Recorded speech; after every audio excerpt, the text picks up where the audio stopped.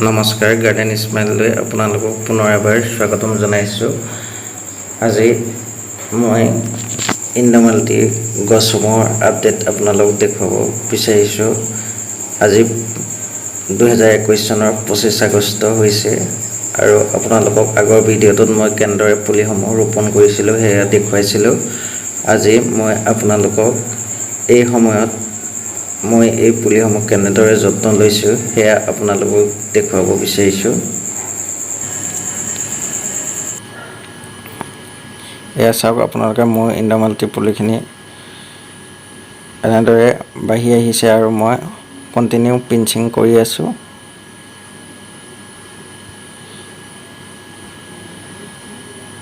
এই ইণ্ডামালটিসমূহ বৰ্তমান সময়ত সুস্থ ৰাখিবৰ কাৰণে আমি 2টা বা 3টা বস্তু সদায় লগত ৰাখিব লাগে। সেইকেইটা হৈছে এটা ফাংগিচাইড পাউডাৰৰ পেকেট। মই সাধাৰণতে চাফ ফাংগিচাইড ব্যৱহাৰ কৰোঁ।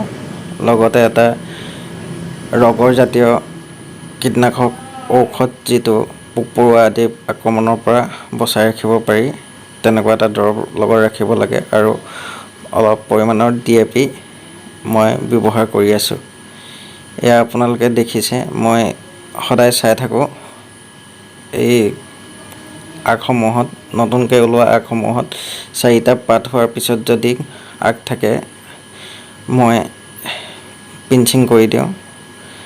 ঠিক সেইদৰে ইয়াতো তলৰ পৰা দেখিলোঁ 4টা পাত ওলাইছে নতুনকৈ, আৰু তাৰ ওপৰত এটা কুঁহিপাত আছে, সেই কুঁহিপাতটো ভাঙি দিছোঁ। এনেদৰে মই সদায় চাই য'ত পিঞ্চিং কৰিবলগীয়া থাকে তাত কৰি থাকোঁ। তেতিয়া ফুলজোপা খুব ধুনীয়াকৈ জোপোহা হোৱা দেখা যায়।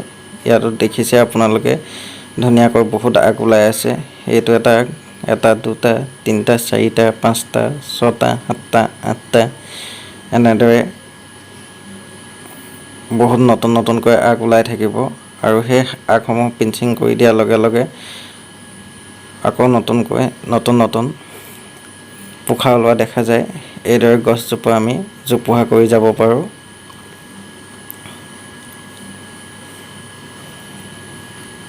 এই সময়খিনিত মই সপ্তাহৰ মূৰত এটা টাবত 3টা বা 4টাকৈ DAP ব্যৱহাৰ কৰি আছোঁ, আৰু লগতে ফাংগিচাইড পাউডাৰ স্প্ৰে কৰি আছোঁ।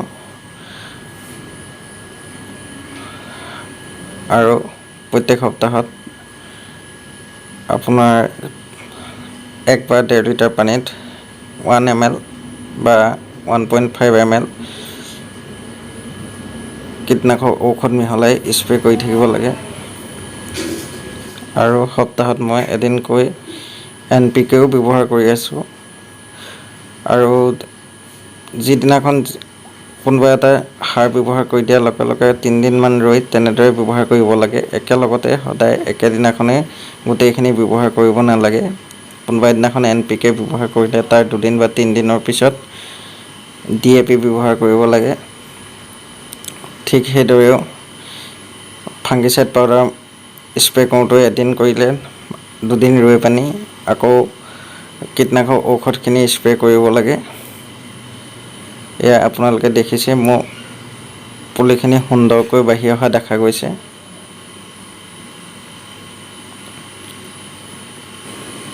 এই সময়খিনিত গছপুলিসমূহ সাধাৰণতে বৰষুণ নপৰা ঠাইত ৰাখিব লাগে। এতিয়া এইখিনি সময়ত যদি কেনেবাকৈ পুলিসমূহ বেছিকৈ বৰষুণ পৰে, তেতিয়া গোটেই পুলিসমূহ মৰি যোৱা দেখা যাব।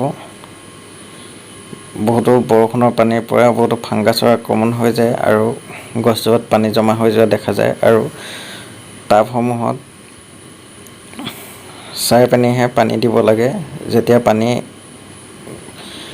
ওপৰৰ মাটিখিনি শুকাই যোৱা নিচিনা দেখা যায় তেতিয়া পানী দিব লাগে। খুব বৰষুণ দি থাকিলে পানী দিয়াৰ ইমান এটা প্ৰয়োজন নহয়। এই সময়খিনিত মই মোৰ কিছুমান পুলি এনেদৰে 6 বা 7 ইঞ্চি টাবলৈও লৈ গৈছোঁ। এইখিনি একেবাৰে ফাইনেল পটিং মিক্স তৈয়াৰ কৰি ইয়াত ৰুই দিছোঁ।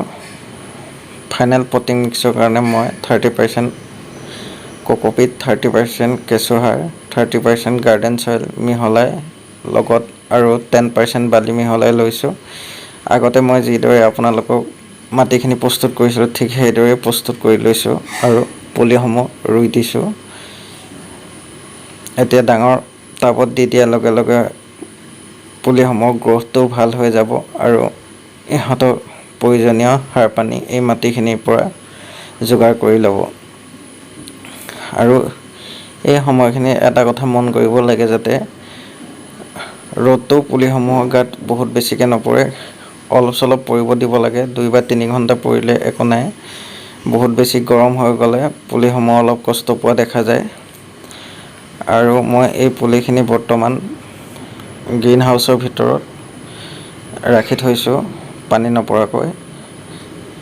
আপোনালোকেও এনেকুৱা এডোখৰ ঠাই ল'ব য'ত একেবাৰে পানী নপৰে, ভালদৰে পানী আহিব নালাগে, নহ'লে পুলিসমূহ বেয়া হৈ যোৱাৰ নিচিনা দেখা যায়।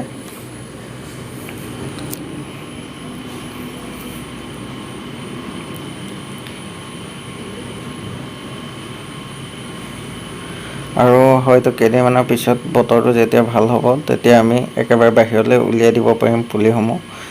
এয়া আপোনালোকৰ ইয়াতো অলপ মই পুলি ৰাখি থৈছোঁ। এইখিনিও গ্ৰ'থটো ধুনীয়া হোৱা দেখা গৈছে আৰু কিছুমান নতুনকৈ কাটিং প্ৰস্তুত কৰি আছোঁ।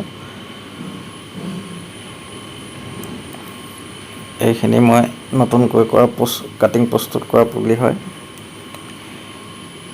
এইখিনি এই পদ্ধতিৰে প্ৰথমতে কফি কাপৰ পৰা অকণমান 3 বা 4 ইঞ্চি টাবলৈ নি সেইখিনি তাত কেইদিনমান ৰখাৰ পিছত আকৌ ডাঙৰ পাত্ৰলৈ লৈ যাম।